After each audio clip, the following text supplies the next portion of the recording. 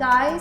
I'm here with Pastor Matt, and I just wanted to take a few minutes to do a little Q&A with him. I know that he's come on board our church since the pandemic has started, and not all of you have gotten the chance to connect with him yet, so I thought it would be just a little bit fun to kind of put him on the hot seat and let you get to know him a little bit better. So, Matt, why don't you tell us a little bit about your favorite kind of food? That's where I want to start. Is like you're kind of a foodie. Yeah, that's something people should know about you. Yeah. Are you like Chris is, like a fake foodie, or like a guy who thinks he's a foodie? Well, like I like bad food and good. I don't know. I like all food. Like, of course, like I don't know. Like if there's cool spots and things, like there's always like these like cool little restaurants and things. But obviously now with the little guy, we don't really do that much stuff as we used to. But where's one of your favorite spots though in the city? So like obviously I love sushi, being from Vancouver, and there's a spot called Sushiville. It's on Commercial. It's not like the like greatest thing. It's like one of those Korean sushi places, but the sushi's good, and they have the way they decorate the plates that they bring out to you is hilarious. Like they have dried ice in cups. There's like steam flying, and there's like little cat figurines, and they do like decorative colored mayo to dip your stuff in and things like that. So like that's always a favorite when, you know, if we have family from out of town or stuff, or friends that are near the area. It's just a fun, surprising place to take people. So and we used to live in East Van, so it was relatively close, and it's inexpensive. So all right, well, I'm going to take notes because there's still so many places I haven't been to, and something you and I both share is like a love for coffee. So tell me about one of your favorite coffee places in the city. So depending what kind of coffee I'm feeling like, so if it's just like a brewed coffee, I usually like Palette coffees, one of my favorite ones, and then so good Americano or stuff. I really like Milanos, which you can get at like Turks, or like the beans are Milanos, but the cafes that have them are called Turks. So awesome. So that's really good. So all right. I'll drink bad coffee too, though. I drink You do. I see you drinking McDonald's coffee. Any coffee is good coffee, but obviously I totally question your taste when I see that McDonald's cup in your hand. You know, it's really bad. I really took advantage of the A&W free coffee the last week. I was there every day for a week. So that's terrible. I mean, everybody should have standards. It's not that bad. Yeah. Okay. What about your favorite movie?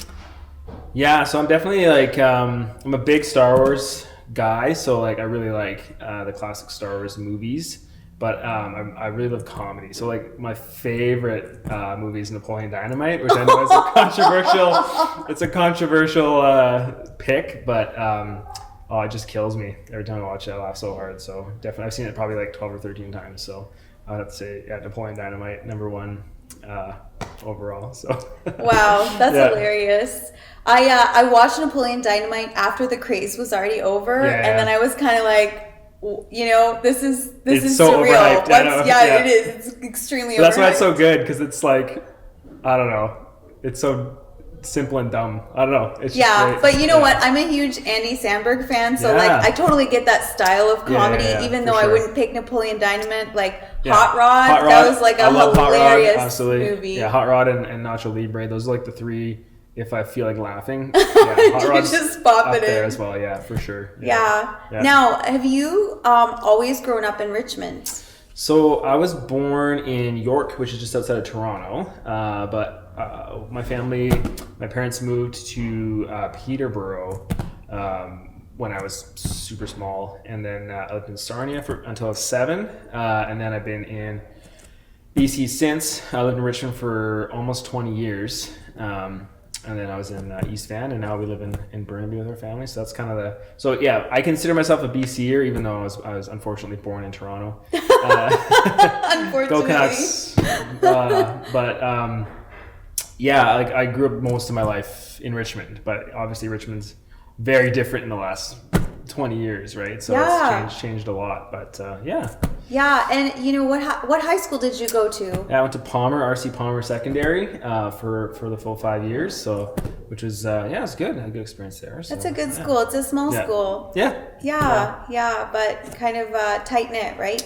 Yeah, I think we had like 200 grad class, so which is Yeah. Did you play sports in high school? I did play sports. I played soccer mostly growing up, and then played like roller hockey, and then not in high school. I played ice hockey later, but yeah, I played on some good soccer teams. I was never like a top player, but in my last year, we actually won the 4 district championship, so we were like the best team Wow. in the Lower Mainland, which is kind of cool. And I only had 2 goals that year, but one of them was to win the Richmond portion of that, so which is my kind of crowning achievement. But that's pretty yeah, awesome. so I played a lot of soccer growing From up. a very, non-sports teamy person. I can respect that. Yeah. And Chris also... It's not a big accolade. It's just like, I don't know, No, I like a think it's local awesome. award, so, yeah. Chris also, like soccer was his sport Yeah, in high school. So I don't know.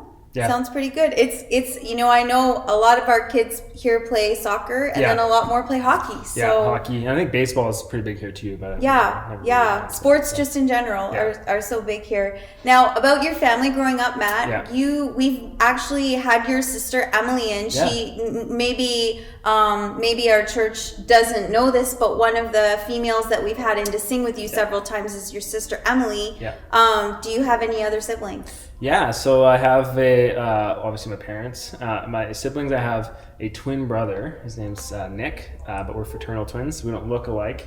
And then I have a younger brother named Wesley, and then Emily. So we have four in the family, which is four in a lot the of fun. family. Yeah. Wow, what's it like to be a twin? Everybody asks you that, and I know I already told Rachel this before. I know you love that question, but they want to know. I don't mind the question, but I always respond to that question of like, I don't have anything to compare. I've never not been a twin, so like when people are like, what's it like being a twin? It's like, what's it like not being? I don't know. Like it's like comparing. It's like trying to describe like, what's seeing the color red like to you? And I'm like, I don't know. It's probably the same, I guess. I don't know. It's hard to, I can't quantify that. So, but yeah, I don't know. It was just like having a brother, I guess. I don't know.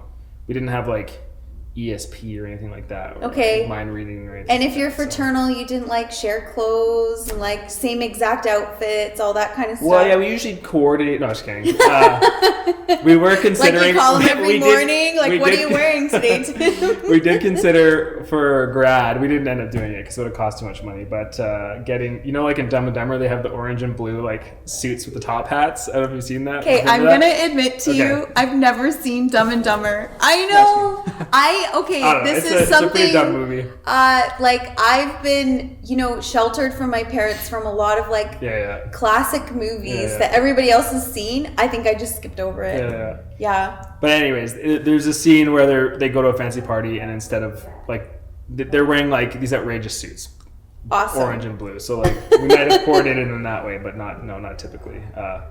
So I look like my dad and he looks like my mom kind of thing. So yeah, and tell us a little bit about your growing up and the churches that you've been a part of, because you're actually a pastor's kid. I am a pastor's kid. Yeah, so my dad pastored, so he pastored in Sarnia, obviously, and Peterborough before that. And then in Richmond here, he pastored at RPC, Richmond Pentecostal Church, for 20 years, actually. Oh, wow. Yeah, and then he was at Canyon Heights in North Vancouver, which I think they've switched their name now to something else. I can't remember what it is. But yeah, so I grew up at Richmond Pentecostal, so I was pretty involved with their youth ministry and obviously music and stuff. And then when I was like 20, I did like an internship at Broadway Church and started to attend there, help out with their young adults ministry. So we were casting out there for about 7 years. And then I started working at Glad Tidings in Vancouver. So we were there for 4 years doing music and youth programs simultaneously. And then now back in Richmond here at Church on 5. So yeah, it's hard to believe it's been like half a year already. Yeah, it's flying by. It's been a weird. It's been a weird. It feels like it's been a long time, but also it's like gone by really quickly. The pandemic time flux continuum or something. I don't know. Yeah, and one of the things I'm really looking forward to is being able to, for our congregation to get to know not only you but your wonderful family. Yeah. You're married to Cassie, and you've got this amazing little guy named Jacob who's so cute. Yeah, he's such a fun tell us how you boy. and Cassie met. Yeah, so we kind of officially met when we were in youth ministry. We had a mutual friend at the she didn't go to our school. She went to Cassie's school. Who invited Cassie and some people from their school to our youth group. Which was great. Our youth group was a great ministry outreach thing. Invited a lot of people from school and stuff. So that's when I officially met her. But we actually, when my dad was pastoring in Peterborough, that's where Cassie's from, and we were actually in the same daycare together when we were infants. So that's crazy. It was meant to be. It was always meant to be. So, wow. No, but yeah, so that's a pretty funny little. Obviously, I don't remember those times, and neither does she, because she would have been like 1. But there was a deep connection in the daycare. For sure. I think the whole time God was trying to get us to, get us together or something. So, but yeah, so that's the full story. But yeah, we met in high school, and then when I was in university, and she was taking some classes again. We reconnected with some mutual friends and started dating, and then the rest is history. So. Yeah. Wow. What is different about your life now that you're a father and having Jacob and... Yeah, well, definitely less sleep. Which is hence the what bad was expected. Yeah, that's the extra coffee. Yeah.